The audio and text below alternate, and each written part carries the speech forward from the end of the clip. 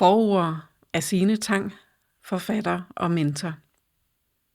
Isabel skriver med en smuk blanding af rå ærlighed og poetisk vildskab. Hun tager os med ind i Annes liv, hvor facader krakelerer, kærlighed udfordres, og hvor de store spørgsmål om mening og frihed ikke længere kan ignoreres. Det er ægte, sanseligt og levende, og man kan ikke lade være med at spejle sig undervejs. Noget af det, jeg elsker ved denne bog, er, at den ikke forsøger at pakke livskriser ind i floskler eller polerede formuleringer.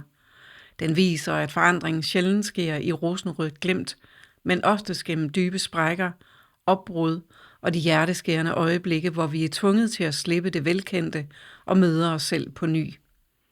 For mig er denne bog vigtig, fordi den tør stille spørgsmål, hvor der ikke altid findes nemme svar. Den viser, at livet ikke handler om at passe ind, men om at finde hjem til vores egen unikke vej, også når stien er